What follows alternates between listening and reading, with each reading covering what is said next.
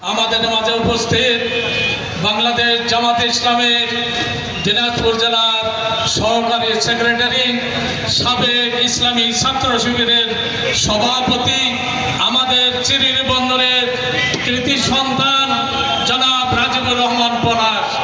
আমাদের মাঝে উপস্থিত দিনাজপুর জামাতে ইসলামের কর্মপরিষদ সদস্য, সাবেক জেলা আমির, জেলা সভাপতি ইসলামী ছাত্র শিবির জনাব আনোয়ার হোসেন সহ অন্যান্য নেতৃবৃন্দ, উপস্থিত সংগ্রামী ভাইয়েরা, সাংবাদিক বৃন্দ, সুধী মণ্ডলী, আমার প্রাণপ্রিয় চিরির বন্দরবাসী, আসসালামু আলাইকুম ওয়া রাহমাতুল্লাহি ওয়া বারাকাতুহু। অন্যান্য ভাইদের প্রতি আমার আন্তরিক শুভেচ্ছা। আমি আল্লাহ পাকের শুকরিয়া জানাই, যার খাস মেহরবানিতে আজকের এই গণমিছিলে হাজার হাজার মানুষ অংশগ্রহণ করে চিরির বন্দরবাসীকে জানিয়ে দিয়েছে চিরির বন্দরের মাটি জামাত ইসলামের ঘাঁটি, চিরি বন্দরের মাটি দাঁড়িপাল্লার ঘাঁটি। বিজয় অবশ্যই দাঁড়িপাল্লার বিজয়।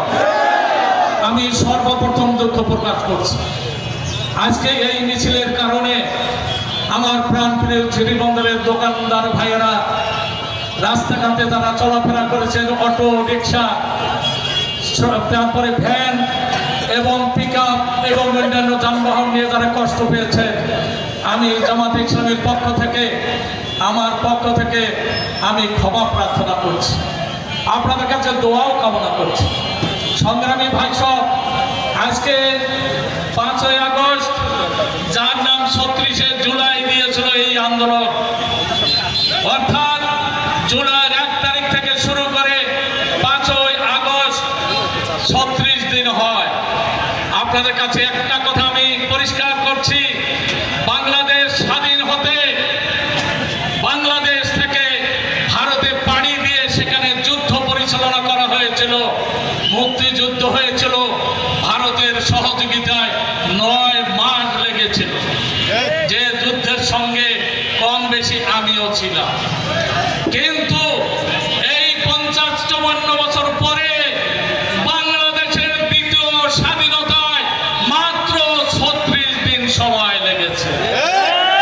এই ছাত্র জনতার বুকে কামান দিয়ে গুলি করা হয়েছে, হেলিকপ্টার থেকে গুলি ছোড়া হয়েছে, হাজার হাজার মানুষকে শহীদ করে দেওয়া হয়েছে, হাজার হাজার মানুষকে অন্ধ করে দেওয়া হয়েছে, পঙ্গুত্ব বরণ করেছে, অনেকে এখন তারা হাসপাতালের বিছানায় কাতরাচ্ছে। সম্মানিত ভাই সব, এই রক্ত সামনে রেখে আমাদের কাছে আওয়াজ তুলেছে একদম নির্বাচন নির্বাচন নির্বাচন। এখনো ওই রক্তে কি কারণে তারা রক্ত দিল, এর হিসাব কি হবে না? রক্ত দিয়েছে 15 বছর, মানুষ ভোট দিতে পারে না।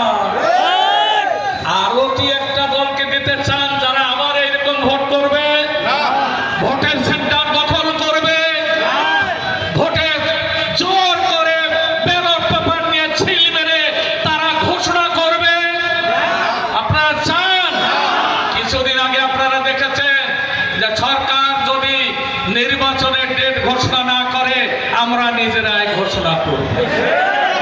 শোনেন তাই, ওখানকার সিটি কর্পোরেশনের মেয়র জোর করে নিজে নিজে শপথ করে তালা লাগিয়ে বসেছে। আবারও যদি ওই দল ক্ষমতায় আসে, আবারও এর চেয়ে আরো খারাপ কিছু দেখবে। আজকে দুঃখ হয়, আমাদের লোকেরা যখন রাস্তায় আসতেছে আটকাচ্ছে, বলছে যে শোন, টিসিবির কার্ড বাতিল তো। এরা কি সরকার হয়েছে? এরা কি সরকার হয়েছে? আমি বলতে চাই, 5 তারিখের রক্ত চাঁদাবাজদের জন্য নয়। চিরির বন্দর 5 তারিখ থেকে শুরু করে এখন পর্যন্ত চাঁদাবাজি বন্ধ হয় না। অফিসে যে ধমকে টাকা নেওয়া বন্ধ হয় না। টিসিবির কার্ড, ভিজিএফ কার্ড জোর করে চেয়ারম্যান এবং যারা প্রশাসন ছিল তাদের কাছে নিয়েছে। বাড়িতে গিয়ে বলছে অমন দল ভোট দেন, আমরা দিলাম কার্ড, ওরা চেয়ারম্যান মেম্বার হয়ে গেছে। এমপি মন্ত্রী হয়ে গেছে। সম্মানিত ভাই সব, দেশটা কি এই চান? আমি একটা কথা বলতে চাই। আচ্ছা, এই যে আগে পাকিস্তানের কথা বাদ দিলাম, ব্রিটিশ পিরিয়ড বাদ দিলাম, বাংলাদেশের আইন ছিল মানুষের তৈরি করা। কথা ঠিক কিনা? সুদ বন্ধ হয়েছে, দুর্নীতি বন্ধ হয়েছে, ঘুষ বন্ধ হয়েছে, চাঁদাবাজি বন্ধ হয়েছে, ধর্ষণ বন্ধ হয়েছে, কোনটাই বন্ধ করতে পারে নাই। যারা এখনো রাজনীতি করেন তারা গেছেন পাওয়ারে ৩-৪ বার করে। এদেশে চুরি বন্ধ করতে পারেন নাই, খুন বন্ধ করতে পারেন নাই, ধর্ষণ বন্ধ করতে পারেন নাই, দলীয় নেতাদের চাঁদাবাজি থেকে বিরত রাখতে পারেন না। যে দল নিজের দলকে কন্ট্রোল করতে পারে না, সেই দল বাছাই দল বাংলাদেশকে শাসন করে শান্তি দিতে পারবে না।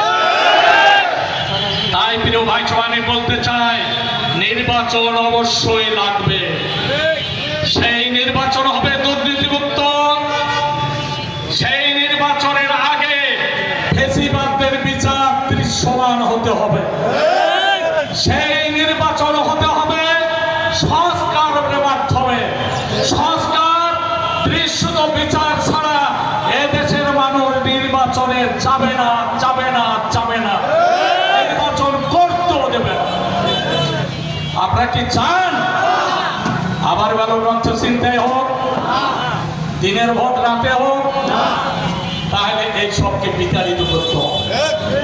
কারণ এখনো এক দল মনে হয় তারা এমপি হয়েছে, মন্ত্রী হয়েছে, ইউনো হয়েছে, চেয়ারম্যান হয়েছে, মেম্বার হয়েছে, তাদেরকে এই অবস্থায় আমরা নির্বাচন করব? বোকার স্বর্গে আছে। আমরা চাই একটা নিরপেক্ষ নির্বাচন। সাধারণ মানুষ ভোট সেন্টারে যাবে, নিজের ভোট নিজে দেবে এবং নিরপেক্ষভাবে রেজাল্ট কাউন্ট হবে, ঘোষণা হবে, তাদের প্রার্থীর নাম ঘোষণা হবে। এই নির্বাচন ছাড়া কি নির্বাচন করতে দেওয়া যায়? আমি প্রশাসনকে বলতে চাই, এক দলের দালালি করবেন না। অনেক দালালি হয়েছে। আগামীর বাংলাদেশ গড়ার জন্য আপনাদেরকে দালাল মুক্ত হতে হবে। দালালিতে আর যাবেন না। প্রশাসনকে আমি স্পষ্ট করে বলতে চাই, দালালি বাদ দেন, জনগণের সেবায় আত্মনিয়োগ করেন। জনগণের সেবায় আত্মনিয়োগ ছাড়া এই দেশের মঙ্গল হবে না। আপনারা যে গণপ্রজাতন্ত্রী বাংলাদেশের চাকর, পাবলিক সার্ভেন্ট, আপনি ডিসি হইতে পারেন, ওসি হইতে পারেন, ইউনো হতে পারেন, আপনি হচ্ছেন পাবলিক সার্ভেন্ট। আপনার সেবা করাই কাজ। দুর্নীতি বন্ধ করেন, ঘুষ বন্ধ করেন, চাঁদাবাজদের হাত ভেঙে দেওয়ার চেষ্টা করেন, তাদেরকে অ্যারেস্ট করে বিচারের আওতায় নিয়ে আসেন। আগামী নির্বাচন আমরা এভাবে করতে চাই, যে ভোট হলে ইনশাআল্লাহ মানুষ জেগে উঠেছে দাঁড়িপাল্লা। যদি দাঁড়িপাল্লার প্রার্থীকে আপনারা বিজয় করেন, আগামীর বাংলাদেশ কি হবে? ডাক্তার শফিকুর রহমান সাহেব বলেছেন, আমাদের এমপিরা সরকারি কোনো প্লট নেবে না, আমাদের এমপিরা ট্যাক্স ফ্রি গাড়ি নেবে না, আমাদের এমপিরা যদি তাদের কাছে কোনো বরাদ্দ আছে পাবলিকলি তাদের হিসাব দিবে। অন্য দলের এমপিকে বলে এমপি হয় গাড়ি বিক্রি করে, ওই ট্যাক্স ফ্রি গাড়ি নিয়ে আসে 2 কোটি টাকা, সেই গাড়ির প্রায় 1 কোটি টাকা, বাকি টাকা বিক্রি করে নিজের পকেটে ঢোকায়। বলুন, তারাও তছনছ করে, লুটপাট করে। আচ্ছা বলেন তো, এই দেশে স্বাধীন হওয়ার পর আমাদের বাইরে কথা বাদ দেন, আমাদের শ্রীর বন্দর খানসামা যারা এমপি হয়েছে এতদিন ঘুষ খায় না,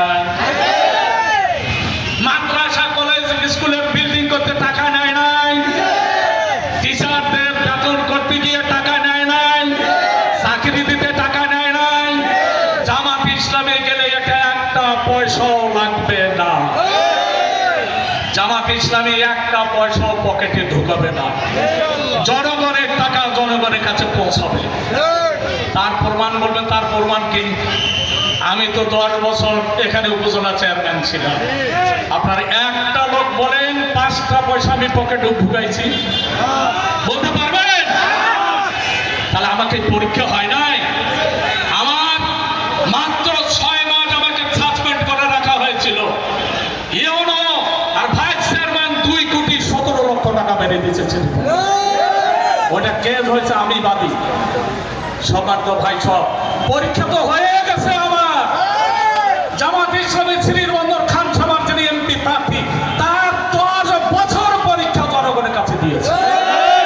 আর কোন পাওয়ার চিন্তা আছে? আমি চাই দেশবাসী শান্তিতে থাকুক, দেশের মানুষ চুরি মুক্ত, ডাকাতি মুক্ত, ঘুষ মুক্ত, সুদ মুক্ত, চাঁদা মুক্ত একটা দেশ পায়।